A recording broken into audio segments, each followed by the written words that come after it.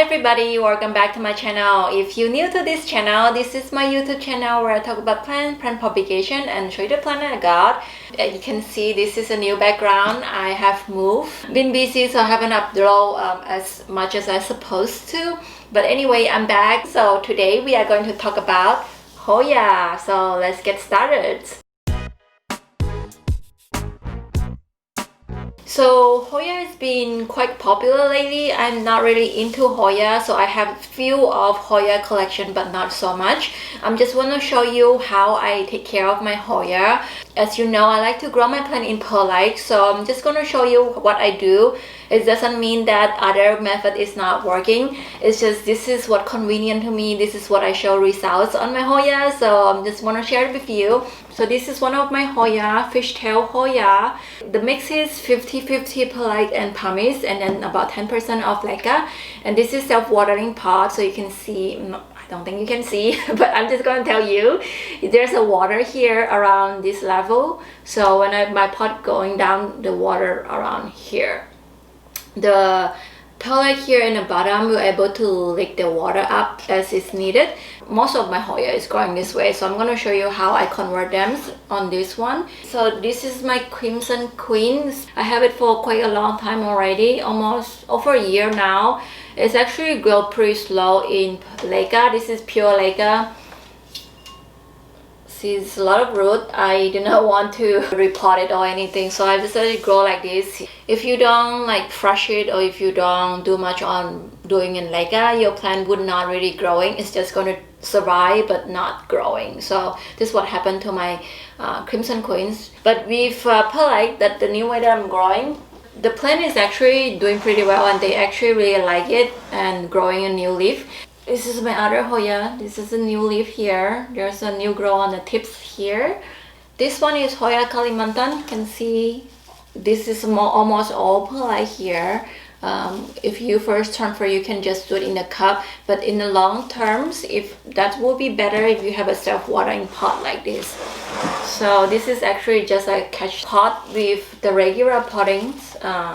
Nursery pot. I just put a string underneath. They will able to lick the water up as it needed, and then I just fill up the water when it's low, and there's no need dry times or anything like that. It's just like if you grow your plant in self-watering pot in soil.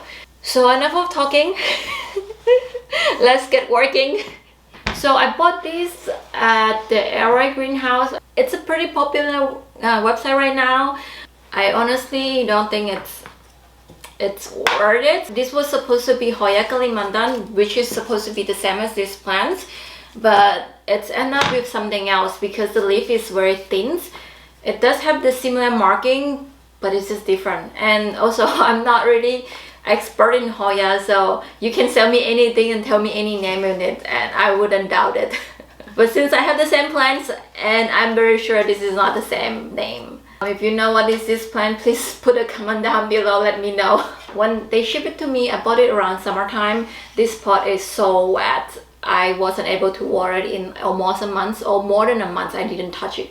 There's a mold over here. So I have this plant with me for over 3-4 months now. If you just got the Hoya, the new home, don't do too aggressive stuff right away. Just let it sit in your house for a couple weeks.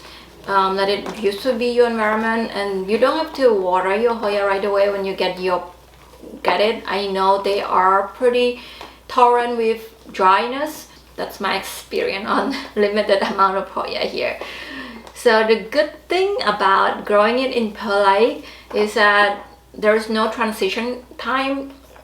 You don't really have to like wash all the roots out. And then when you grow it in the perlite, the first week, don't leave any reservoir underneath the water at all. Just water it as it will be growing in the soil.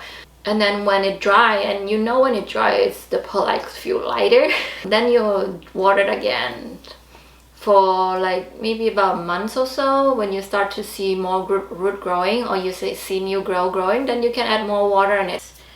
This is the amount of root that they have. I am going to wash it, just to wash the back of the leaf, make sure it's clean because there's a dirt back here. So I will be back So I cut this one. This is one big plant.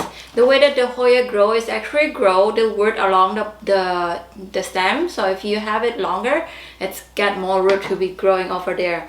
And I'm leaving these pieces to grow. Here's my nut cup. I'm gonna just put it in here, nothing fancy. And since I'm out of leca, this is just a pure perlite, nothing else. Right now, just perlite will be fine. And in the future, when I repot it, I can add the leca. So I'm gonna water it. This is the catch pot. I'm gonna just put it in the pot. So I'm gonna just water it from the top. I'm gonna dump out the excess water here. Let this plant grow it in just perlite and no water underneath. And here we go. We have a couple leaf here. We need to propagate.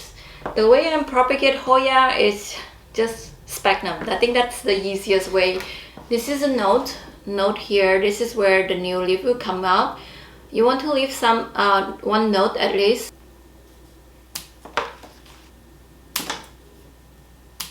Most of the time I see people have a two-leaf, leave it two-leaf. You can do perlite propagation or sphagnum propagation.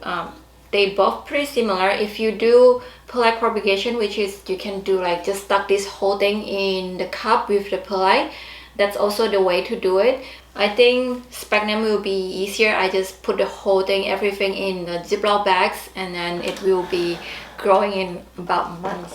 So this is just a sphagnum, the New Zealand sphagnums I got from Amazon. So the water I used earlier, this is a super dry water, 1 milliliters per gallons.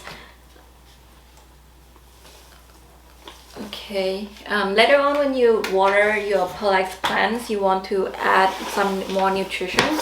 I use liquid dirt, but any hydroponics nutrition will be work. I just like to get organic fertilizer because you won't burn.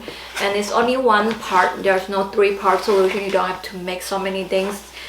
So just mix the sphagnum in water, and then make sure when you take out the sphagnum, just squish all the water out so the plant won't rot. And I'm just going to put it in, and then I will let the stem get into the sphagnum.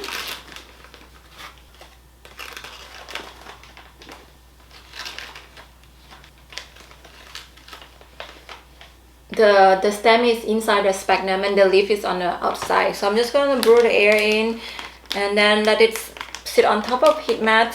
That's all. I don't really open it up, but if you want, you can open it every other days to check it out. Okay. Okay. I used to have a straw to make it out. So I hope you guys like my Hoya collections. This is almost all of my Hoya here.